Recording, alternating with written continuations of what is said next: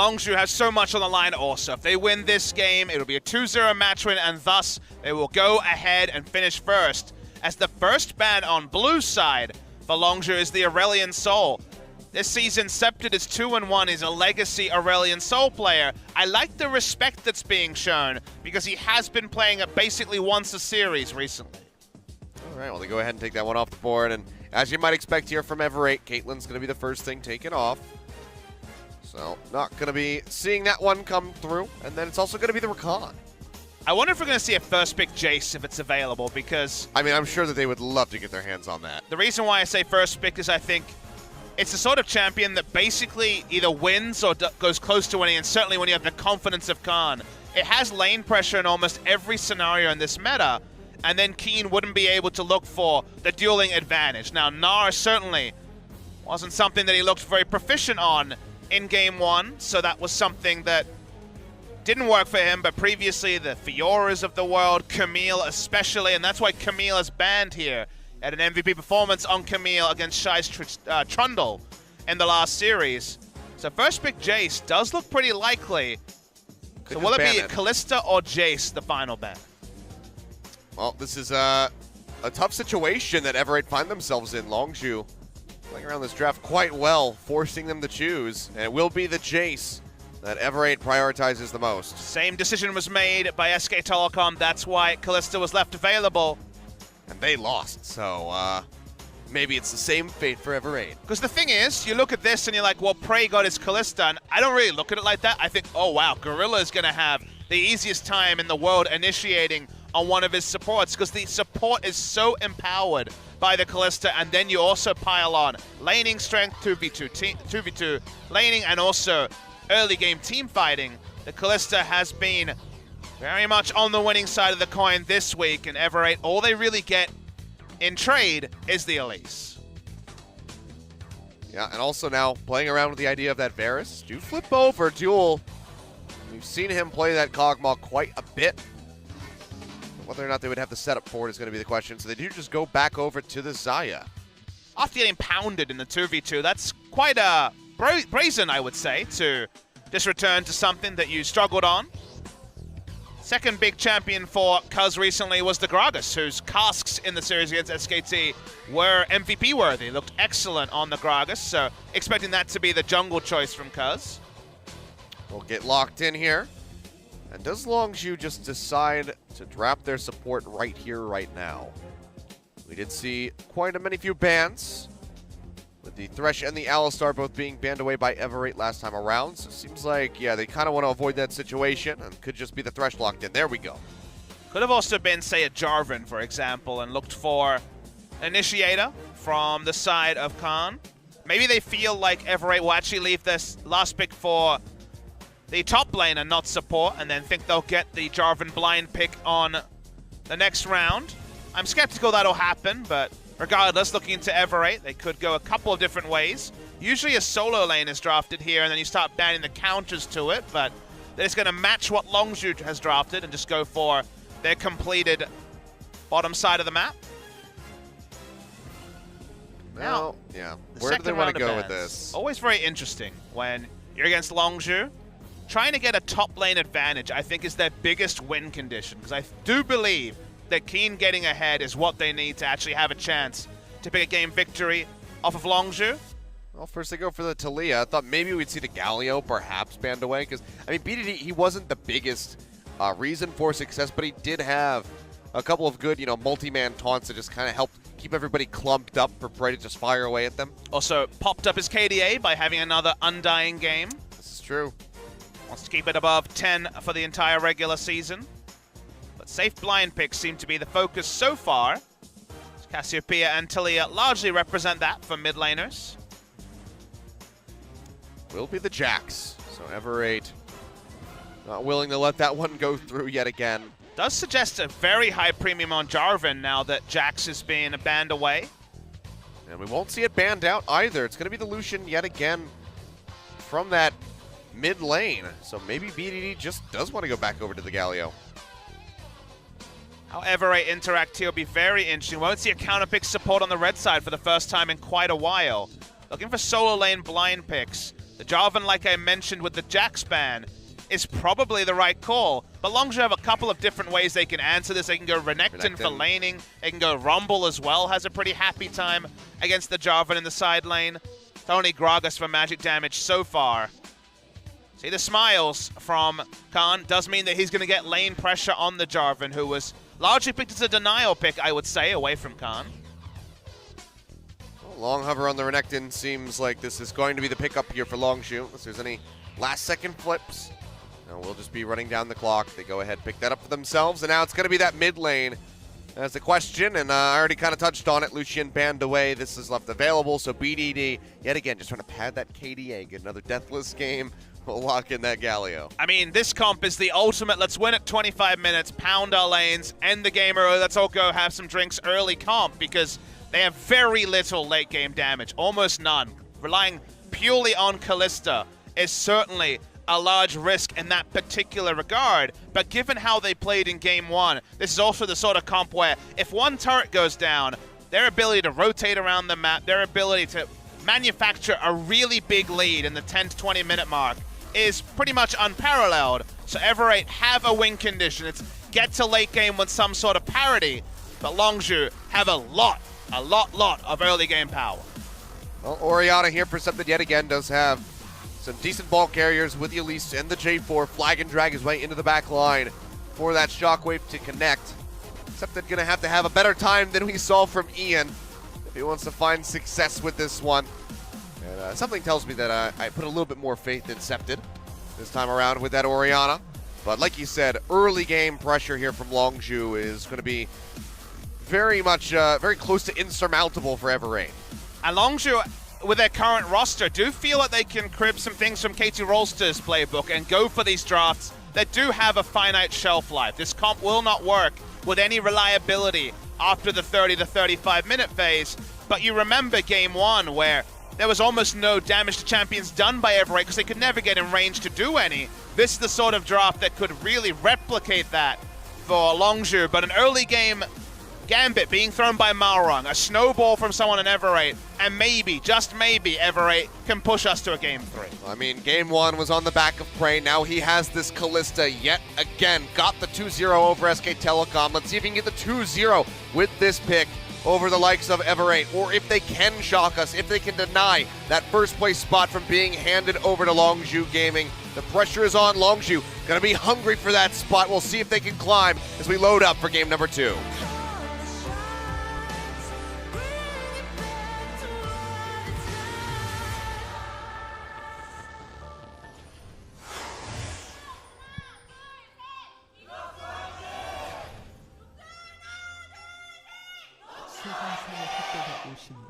Longzhu fans showing their support, and the entire team rotating as a solid unit.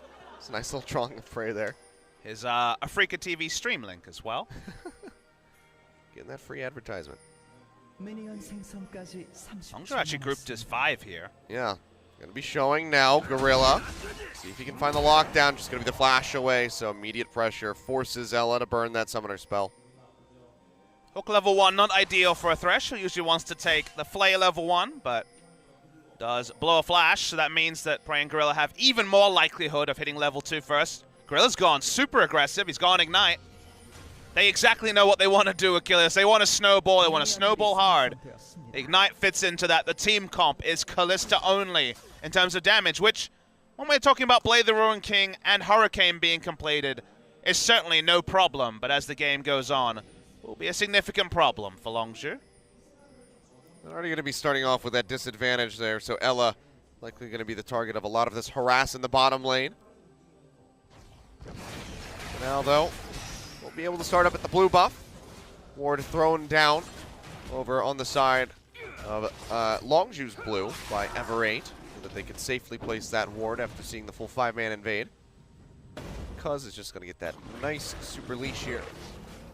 Well, I think technically we should have a term. I think super leash is by definition when you have your raptors hard pulled and you just take all the little raptors, and then at the same time your duo lane is taking down the red buff. So it's certainly a powerful leash on one buff, but the super leash to me is both the raptors and the red buff being leashed at the same time. Okay. which we haven't seen today. You can't have everything, Papa Smithy. But they got pretty close. I mean, in this case, it was that Khan couldn't get everything with the leash. It's only possible on blue side, given the way the duo lane is. Predictably, when Braum doesn't have his flash up, they're going to be zoned from experience for now, Duel and Ella, which, given how game one went, it's not ideal. Yeah, they just have to patiently sit underneath that turret and wait. And now Cousin Khan wrapping around. Spot that the red buff has been taken. But they're not going to go check the Krugs. Could have been a major surprise there for Malrong. Hook connecting. Yes, Spear immediately coming down. Ignite in. Heal will also pop Duel up. Will live for now, but he's getting dangerously close. 3 out of 4 summoners down for Duel and Ella. Only now going to be hitting level 2 as well. In a world of hurt, and even the Doran shield regen's not going to be enough to get any lane presence. Doran's Blade and the potion still available for Prey. Just poking out where he can. Just cheating himself in underneath this turret. They get another hook in onto Ella. Breakable comes down, but it's only going to help him so much when that Ren connects. There you go. Yeah, every hook's golden at this point. Either of them are potential for kills. Another laning phase where Ella and Duel are going to play the majority of it under turret. And under 50% HP as well. So rough start for sure. And already Duel starting to slip behind in CS. Prey will go ahead, clear out that blast cone over the wall. You can see there's going to be a very deep wraparound here from Malrong. Yeah, Sentinel was sent out, actually. Perfect timing, because if he had jumped over on the blast cone, it would have actually spotted out Elise. This time, though, not spotted, and the Sentinel's wrapping around, so Malrong is not in vision. He will be now, though. Oh, wait. All right. We have some way around. Metal Gear Solid stuff going on here. I mean, he's playing this really well, but can they translate this into the kill is going to be the question. It's going to come back again. I can feel myself getting quiet because of this this sneakiness here. Winter's Bite coming through. Gorilla going to flash away. Now looking for the hook, but the repel comes through from Malrong, but Gorilla and Prey, they want to turn this one around. The TP is coming through from BDD as he arrives, flashes in, but the cocoon connects straight into his face, has the Justice Punch, lands the winds, barrel to slow him up, and Malrong will be going down. Cuz is there to scoop up that first blood. And for a second, looked like they weren't done yet, but they will go ahead and abandon that as Duel and Ella make it back towards their turret. And you have to give Prey the benefit of the doubt that it was completely intentional, but that Sentinel had a really short patrol range, but it gave him entire vision of the blast cone entry that Elise was pathing around. They knew Elise was on their side of the jungle, thus it made sense that she would go for the wraparound gank. And the Sentinel gave them enough information to call in reinforcements, pick up the kill onto the Elise, and now they can go back to playing the lane like they want, which we already know is under the enemy tower. Yep. And Duel, he's going to be without power for so long, has the call to come through, and he's already behind 12 CS.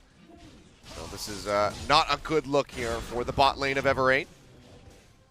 Flash just getting ready to come back up here for Elo, so that will at least alleviate some pressure for his peace of mind at least.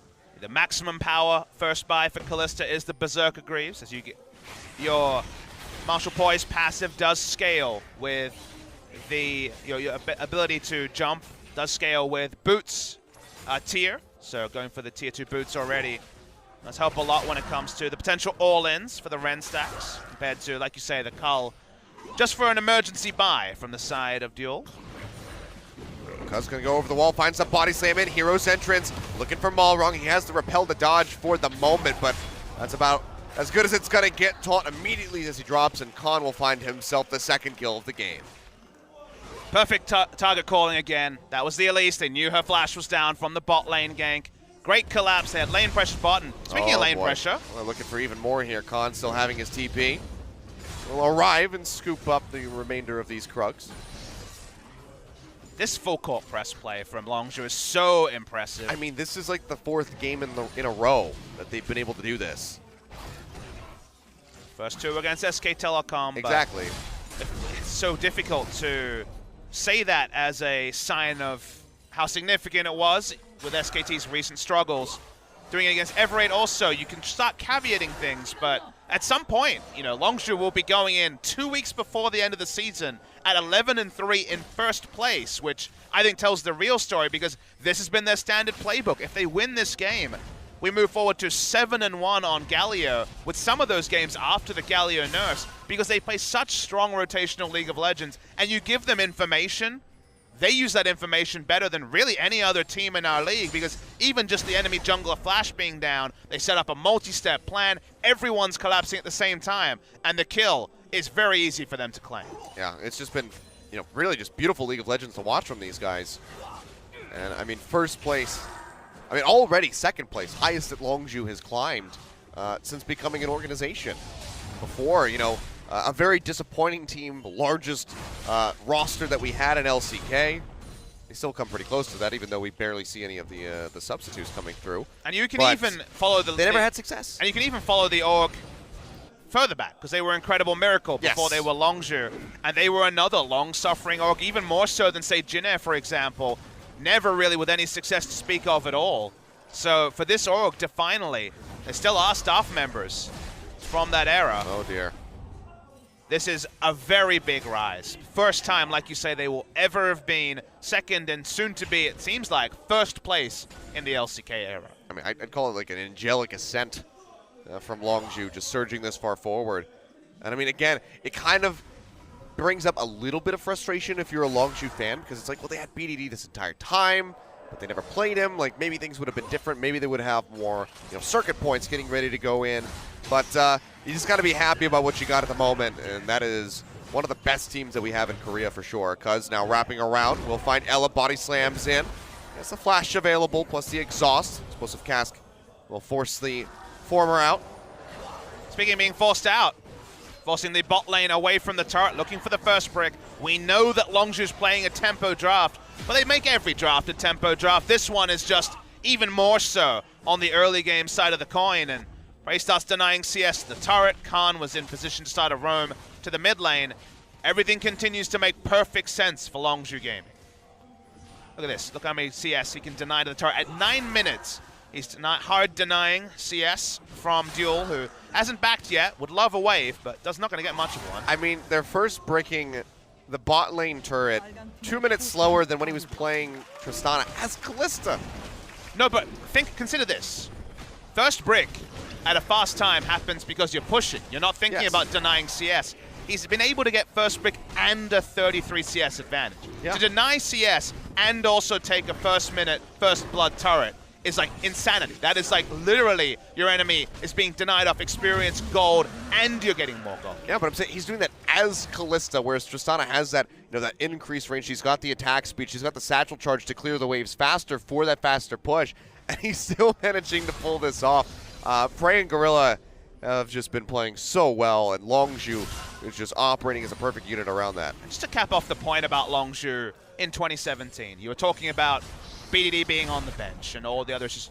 Why don't we focus on the bigger issue of the fact that they were 6-3, went into the first round robin third in spring, and then all the off-field issues started. What was the ceiling of the old lineup? Were they as good as this one? It's seeming like the answer's probably no, but a lot of the reason they fell away in spring were not the fault of the players. You have to remember as well. This season, Kesper's come in. This season, they have basically all the resources to ensure they can focus on the game.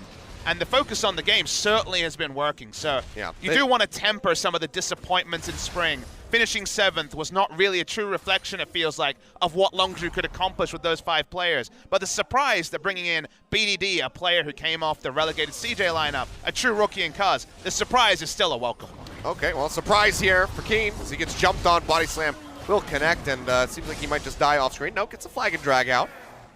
Keeps himself alive. Shockwave in the meantime in onto the Gorilla, but the hero's entrance coming through as BDD just crashes in like a meteor. The fact that we had to go to 2 lanes instantly lets you know that while no kills were registered, speaking of kills. Okay, well, barely misses that one. A couple pixels shy. Khan just going to say thanks for the spiderlings. They added a little bit of extra gold. A lot of standing gold on the map also, with those turrets being so perilously low, specifically the top lane turret. No mana really for Cuz, even with the Runic Echo mana procs, so probably going to play a bit more defensively for a bit. Khan really just playing with fire there with Malrong in the vicinity. Knows that both the Elise and the J4 don't have the flashes though.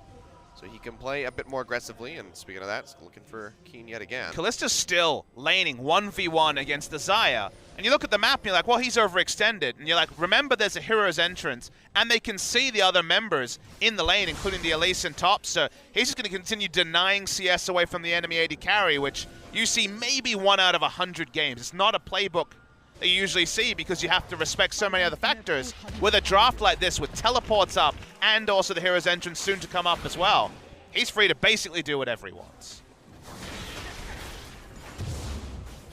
All wrong, having to go ahead and smite away that big Krug, keep himself safe. Make sure that he can get as much farm as humanly possible to try to stay in this game. But pressure's being applied elsewhere here from Longzhu as they look for this final outer turret in the mid lane, taken dangerously low. Again, this was the Tristana, would have been gone a while ago, so the fact that they get this much damage in onto it with prey on Kalista is still just a testament to how well Longzhu are playing the map. The Ruin King purchase is going to come in now as well. Damage starts to load up. 1,400 ahead of Duel. So he's pretty strong. By the time the cull is cashed in, I imagine Prey will be most of the way towards the Hurricane. Longzhu continue growing the lead, not in any massive fashion, it is just those 2 kills from earlier in the game. 3,300 gold. Breakout points are coming for Longzhu, and all Ever8 can do is lose the minimum, which for now hasn't meant kills going over to Longzhu, hasn't meant bigger objectives, not even a Rift Herald. Just waiting for Longzhu to set up a plan for their next objective, which with Gorilla on top side is probably that Rift Herald. See the vision being cleared out here, so you can see that one started up very quickly. BDD has the hero's entrance ready to go as well, so if there is any form of contention from Ever8, he can join in. So yeah, seems like, there we go, that's just going to be it. Bray can just solo this down if he wants to, but Cuz is here to increase the speed. The moment you have Prey off the map for a while, might miss out on waves of CS, things like that. Although we can see Xayah doing her best to get some CS pushing in the top left side, but doesn't have the vision to do so, and thus has to leave the CS just kind of meandering in the middle of the lane. The question is, where do they want to prep this one? You know, does it go down onto a tier 2 turret perhaps in the top or the bottom lane, or did they want to just use this to try to burn out that final outer in the mid lane? I think definitely a mid-outer, because Orianna has such strong and safe wave clear that it's one of the few ways the game can extend is that mid-outer never goes down, and thus you can never really start up Baron. Baron is an objective they can take very quickly and have the good secure on. I say very quickly, but at least very safely with the Kalista secure, so taking mid-outer is what you want, and that's what's going to get. All right, we'll go ahead and pop that one as soon as that recall comes through from Septed, so it's just going to be Malrong here. Try to save this. Charge, go ahead and take it away, which means that it's going to get another nice meaty charge onto the tier 2. Yeah, smite from Malrong to slow down or reduce how much damage it was, but like you say, 3 outer turrets down. I have to rephrase what I said before again. Baron's speed is slow, but secure is high, so being able to take out the outer ring of turrets, push up vision, does increase the chance they can start that objective soon. Team Envy would disagree with that statement. I have nothing to say to that. I know, that's why I said it. But, yeah, Infernal Drake getting ready to come up here. 5 seconds left on the clock, and Longzhu are already set to go ahead and scoop that one up, even without the Kalista. Feeling rather confident in securing this objective. I can't talk. I mean, just like the previous game, it doesn't really feel like anyone from Ever8 is actually able to walk up, given how strong Longzhu is and how shallow the wards are from Ever8. So even if it's not the fastest Drake takers, still going to be able to get it with no contest. Very able to push up the minion wave top very freely. First Infernal Drake of the day, we should mention, 5 games in. No, we had one in the last game. Did we? Yeah. In Infernal? I think we had 2 spawn, but I think that they did, I don't think they took the second one. I repressed them. Yeah, Longzhu had a Infernal, and then I believe that they might have forewent taking the second one, but I don't remember exactly. Game wasn't. It was all too fast. True. Still no Hero's Entrance plays for past 5 or 6 minutes. When you take these turrets so early, with where items are at, it can actually be hard to find new things to take. Taking inners requires multiple steps to prep, and with 3 control wards on the red side jungle of Ever8, actually trying to take an inner around there is going to be difficult to pull off. Seems like Longzhu, though, given the performance there in Game 1 and their recent ones as well, the prep for the inner turrets is not too hard of an ask. Should be able to figure something out as they go ahead and start moving up this top lane. See several members of Ever8 hovering in the vicinity. Cuz going to be spotted by that ward, but has that Sixth Sense kind of tingle there, so goes ahead and throws down the sweeper. Forcing Ever8 to do things after the outer turrets have gone down is actually quite difficult. So it seems like Longzhu's plan right now is to contest vision in the red side jungle as much as possible, set up for an attempt at the Baron at 20 minutes, and they've got very strong turn from objective, but actually in an open lane, making a fight happen is really difficult for them to do. So whether it's teleport wards in the red side jungle or just forcing a face check, around 2 minutes time when the Baron spawns is probably when Longzhu really feel like they can have a go back. I mean, really could just try to force out the TP from Keen and then allow Khan to just wreak havoc in the side lane as well. A couple different things that they could do. Prey jumped on out of the brush, but he's not very concerned about that. Just casually going to walk down and rend away that red buff. So complete control here for Longzhu, just the 1 remaining ward standing, and it's not a control, so it's going to be expiring soon. But you know that in the Ever8 comms, they're saying, give it up. It's okay, it's just a red buff. It's okay, it's just the Krugs. Even the inner turret, it's okay, it's just the Nexus. I mean, you always have to draw the line somewhere, and to me, it's Baron buff. It's the thing they really can't give up, because like you say, when it comes to the Nexus, diving turrets for Longzhu on the way to doing that, it's very easy. They have the Galio, they have a very tanky dive. It's just actually forcing Ever8 to fight over something that isn't the Baron is going to be a hard thing to take, because Ever8 do have outscale. They want to lose the minimum. I want to chase that one in. Do get that hook down onto L. I thought maybe we would see Cuz throw the explosive cask. I know that he's got flash, he's got the stand behind me. Spray, just getting some autos in.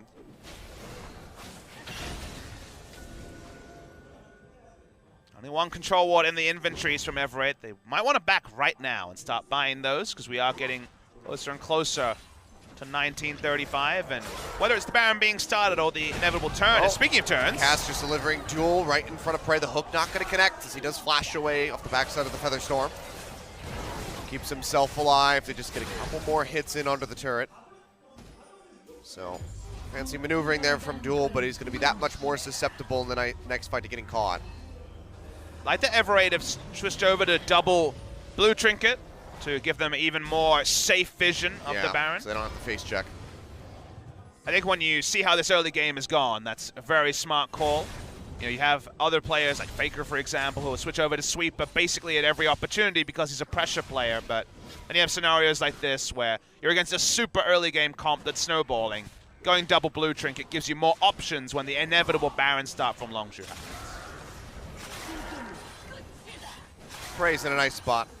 Renan's Hurricane completed alongside that Blade of the Ruin King. I mean, all 3 of the carries have 2 very nice items ready to go on the side of Longzhu. Titanic Hydra and Black Cleaver already completed for Khan. It's also about 60 CS ahead of Duel at the moment. Maybe we see a Flame Horizon. For now, though, Gorilla tossing out that Death Sentence, does lockdown. Ella gets the play back. Mid, stand behind me. He goes low, the taunt connecting, and he is gonna die. Gorilla finds the kill, flash body slam into lockdown, Septed straight into the stun from the Renekton. His hands the kill over to Prey, and Gorilla is on fire. Finds another one, Malrong goes down. Now it's a smiteless Ever8 squad remaining, just Jewel and Keen. And that's going to be a Baron. And that forces Ever8 to fight when Longzhu is strongest. 2 items. There is never a time in the game where they will be as powerful as they are now. Galio, truly unkillable. Kalista, able to get Ren sets that make a Katarina blush. They're going to turn on to Baron, pick it up for free, and it's exactly what Longzhu wants. Yep.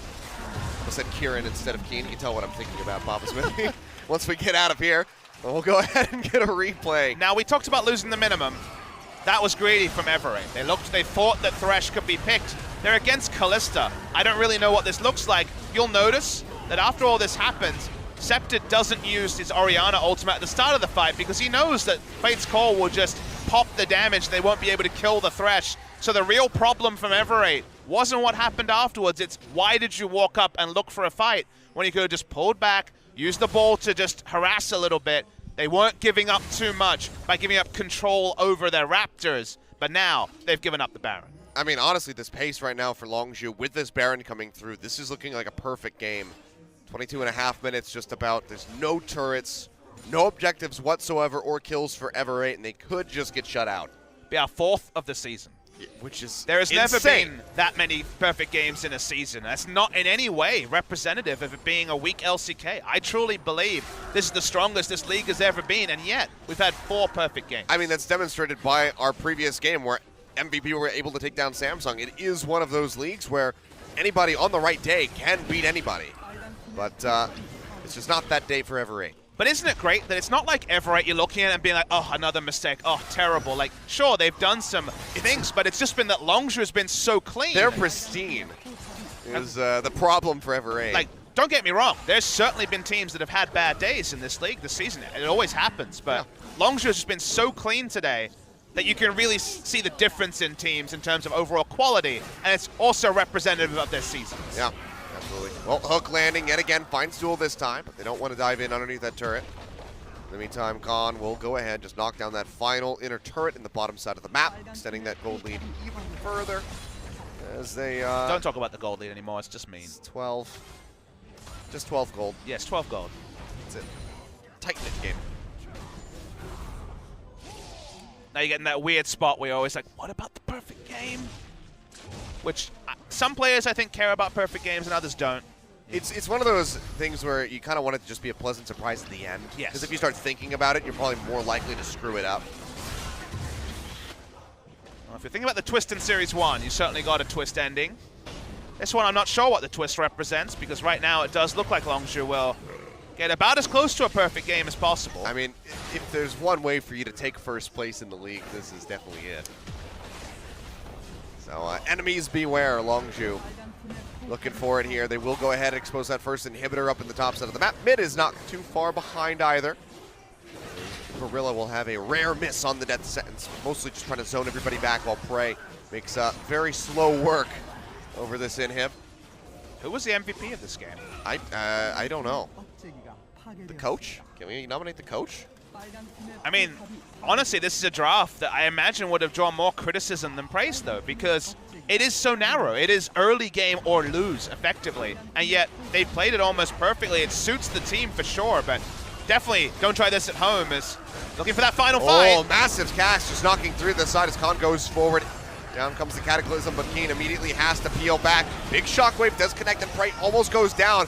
But cleansed off immediately by Septon, keeps himself alive, but for now it's still Longzhu. Suffering no losses. They take quite a bit of damage. Holy crap. But they all Renekton's stay sitting alive. on 3,200 gold. Go spend it. He has 309 CS in 25 minutes. He's playing the hard mode of the game where you just aren't able to buy. Good God, Khan. They were sitting on 10,000 gold in their inventory. What does it mean? I mean, he does have 309 CS pre-25 minutes. That is just disgusting. I didn't even notice that. He is literally just having a day out on his own. It's an incredible amount of gold difference. 4,000 gold in top lane. Goes and picks up a luxury Guardian Angel, because why not? So really just, hammer home that perfect game so he can frontline forever. He still has 1,200 gold. It's like, how do I use 1,200 gold? Frontline forever, not forever. He started the teleport already. It's on the other team. Went and bought Last Whisper as well, did Khan? Yeah, he's just going to TB back in. He's like, you know what, we got all these super creeps coming in. You do look at the enemy Jarvan's build, who wants to build pretty much the same items, and he looks really sad. I cry every time. Well, Longzhu, setting up for the perfect game, setting up to be the first place team with 2 weeks left. Only the Nexus separates them. All right, here we go. Gorilla throwing out the hook already. As Keen dives into the backside, is still alive for the moment. Featherstorm out as Khan is just frontlining Hero's entrance to help keep him up, and it's going to be a double kill going over to Prey, looking for more now. As Septon gets popped up, the triple. Can they get more? The rest of the Ever8 squad sitting inside the fountain will not be surrendering their lives for Prey's enjoyment. They're just going to sit there as Duel just auto attacks away, but that is going to be it. Longzhu Gaming, the 2-0, the perfect game, and they take first place in LCK. A perfect game to first place. Longzhu Gaming, as other teams have had their struggles recently, are not having a struggle at all. They are having a day out. Suddenly, you asked the question of me that at the start of the day, I would have answered Samsung. The question is, who's the best team in the LCK? And I have only one answer for you, Achilles. It's Longzhu Gaming. It certainly is. They take that spot away from Samsung. And these guys, they just look ecstatic, massive smiles on the faces of Prey and Gorilla in particular. Played such a perfect series out of that bot lane, total and utter domination. But overall, this team are just looking so clean. And you just wonder how, after this series, do you reflect on it as Ever8? It's a great week for them. They beat Rox Tigers this week, only their second match win of the season. And then all you can really take away as Ever8 is these guys are a lot better than us because they didn't make too many big mistakes. You could count on one hand the mistakes they made, maybe even on 2 or 3 fingers, but that was enough for a perfect game to happen in Game 2. And Game 1 was not that far away from a perfect game, Achilles. Immaculate set, immaculate week for Longzhu Gaming, beat SKT and Ever8 this week.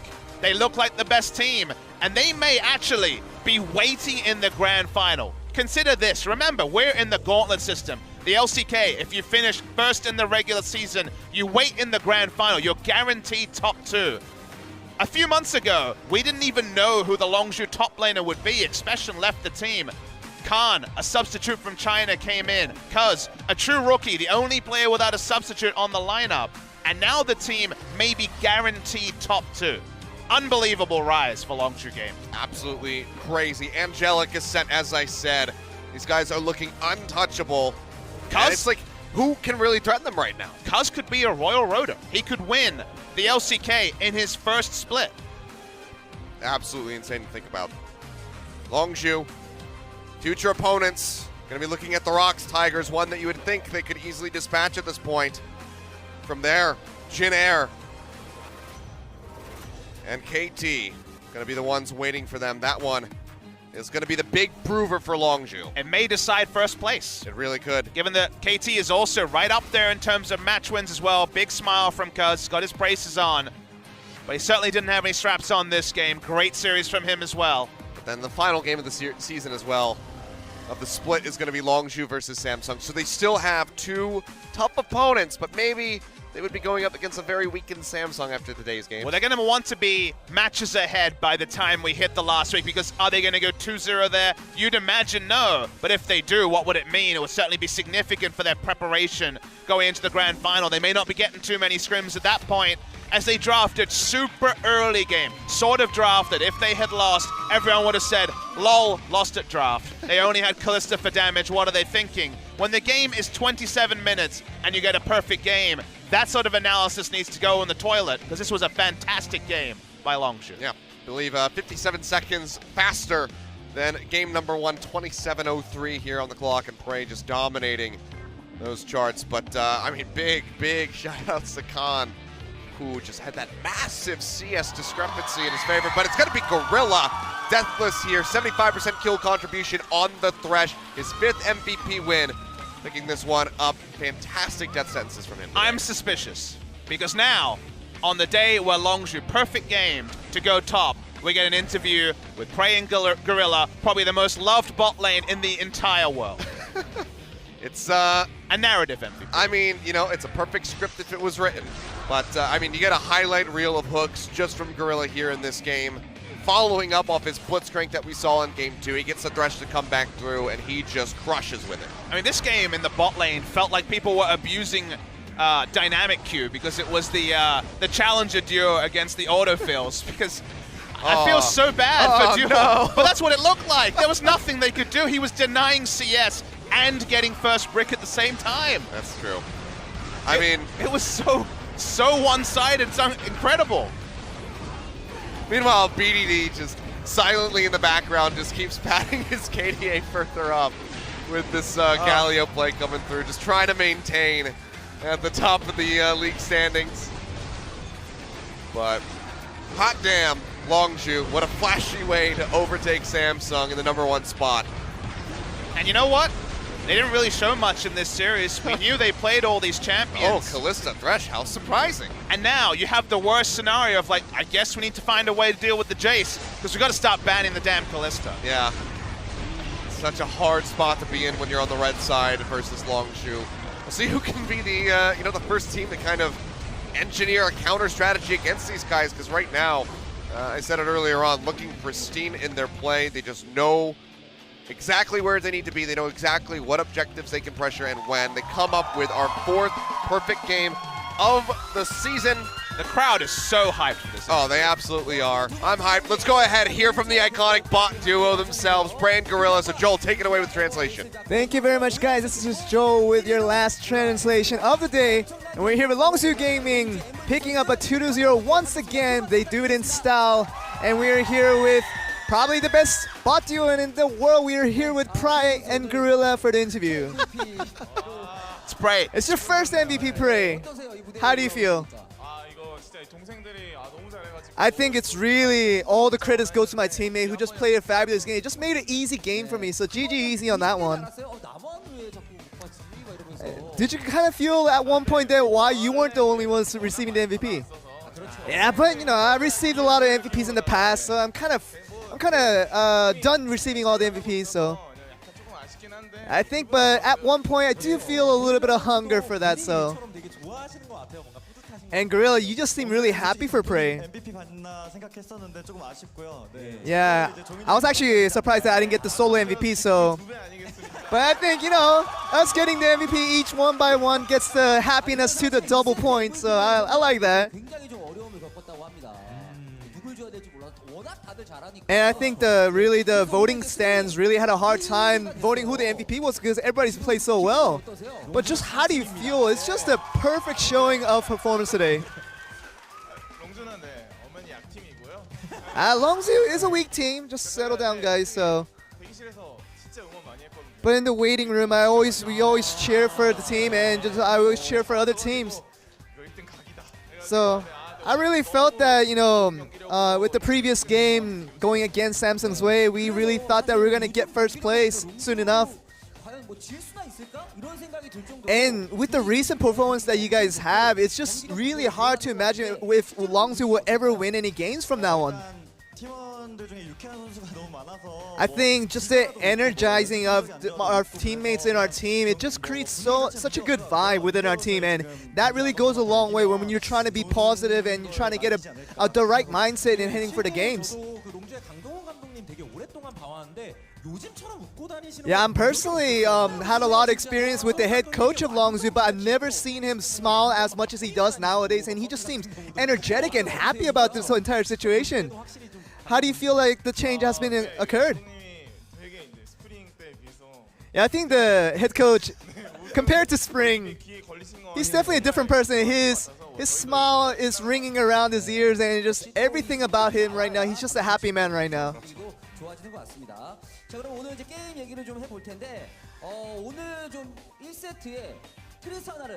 Let's move right on to the game, and the first game you went to go with the Tristana over the other picks, whereas other people have rated other ADCs over Tristana, but what was the decision behind the pick today?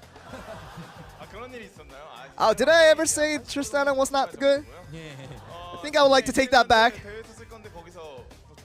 But I think, with my plan, my scheme of using Tristana in future tournaments, I didn't want to say that Tristana was great, just so that other players started using it, but I think with the composition today, I think Tristana fit in very well. And there is a lot of arguing opinions on whether Tristana is a good pick or not. I think Kalista and Caitlyn have a lot more generality of what composition it can fit in, but when Tristana does fit in a certain composition, it can be a very good pick to play with. And I think we have a video highlight prepared from Game 1 where it really started off the change for Longzhu. Yeah, I knew they were going to come in with the Rakan ult. But like I said last time, it's all about the ultimate reaction because, when the Rakan comes in with the ultimate, you can react with the cannon ult as well. And I think that was a situation where, you know, our teammates were ready to counter that play, and it just went totally our way.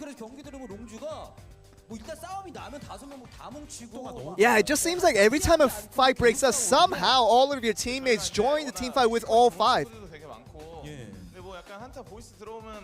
Yeah, I think our teammates are very reactionary and they're very aware of the situation. Whenever we call out the word team fight, our teammates are just always ready to come into and join us and to get the victory for our team fights.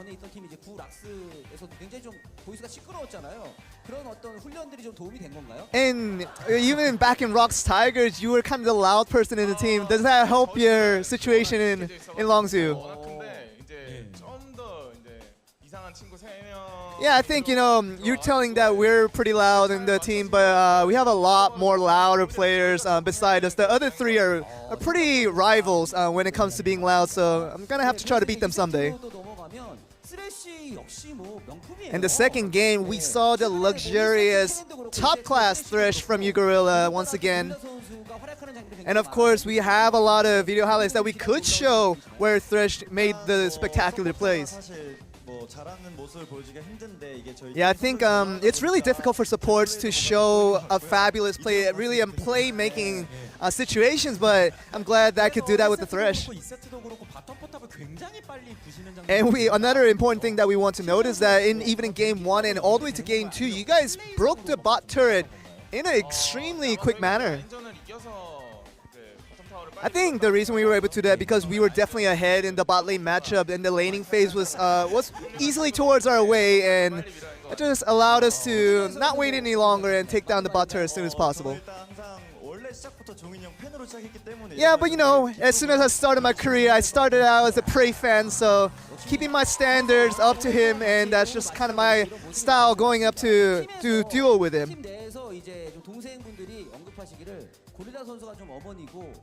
And a lot of the Longzhu teammates really refer to you guys as parents and saying Gorilla is the mom and Prey is the dad. What do you think about that situation?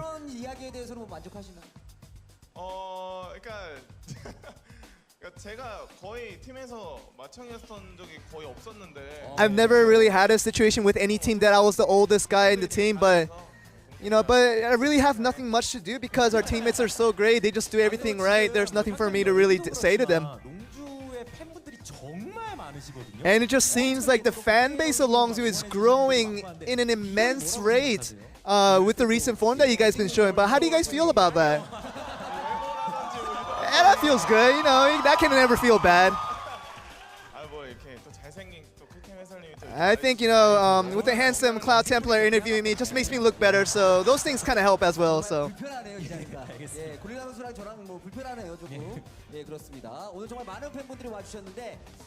You have a lot of fans once again cheering you guys on, and really, I'm sure really happy about your guys' victory once again. You guys have a lot of games to really face off, so anything you'd like to say? And I think we want to really not overstay on this victory, and we like to focus on the games to come, and we know that we have to get those victories to keep our status up. So we just continue to ask you to cheer for us, and thank you very much. That seems to be the end of the interview. Back over to you guys. Thank you very much, Joel. So always great seeing those guys together, whether it's on the Rift or in the MVP area. First time for Prey as well, so very well earned from both of those guys and from Longzhu as a whole, who do move into that first place spot. What a pleasure to watch that series in the casting. It's just really cool to see Longzhu with all their struggles in 2017. They enter summer, and Worlds was probably far from their thoughts. You know, they were very much not set up for very low circuit points. Finishing 7th in spring, it's a new Longzhu. There's rookies, there's players who've never really plied their trade to any extended degree in Korea, and the result is a team that has surprised everyone. No one could have expected that Longzhu Gaming, with only 4 series left, are first place in Korea. They may be going to Worlds. Prey and Gorilla left the Rocks Tigers, may still make it to Worlds. They are first. There you have it. Clear by 1 game over Samsung. Very difficult run-in, as you mentioned. Still Samsung and Katie Rolster to play. Top 4 opposition for them in the last week of the season. I mean, this can just maintain neck and neck back and forth between Longzhu and Samsung, depending on how the rest of these games go. And remember, as I said, that is going to be the final match of the season, Longzhu versus Samsung. So it really could just be the decider between first and second place. And if they beat Longzhu, they'll have the head-to-head victory as well. Even if Longzhu can keep their game score high, there is going to be some struggles there. So, lot to talk about this week. No one could have seen it going this way. SKT's free fall. Samsung also losing earlier, and we still have great series for you in the Gangnam Stadium tomorrow. That's right. KT Rolster going to be taking to the Rift versus Afrika Freaks, and Jinair will be going up against the Rocks Tigers. Jinair, you don't expect them to kind of walk away from that one perhaps with a victory, but KT versus Afrika, a bit more ambiguity as far as who will come out on top of that series. I mean, if Jinair win, though, a week where they beat SKT as well, there's still that outside chance for them to make top 5. Difficult, they are quite far behind Afrika and SKT, but not impossible. And right now, it's all about the possibilities. I feel when they're behind Afrika makes sense. SKT, mind just explodes. Crazy stuff going on. We don't know who's going to end up wearing the gauntlet. We just know that it's all so very damn exciting. So more League of Legends. We got 2 more weeks to go. But for now, we will say goodbye, and we'll see you back next Wednesday.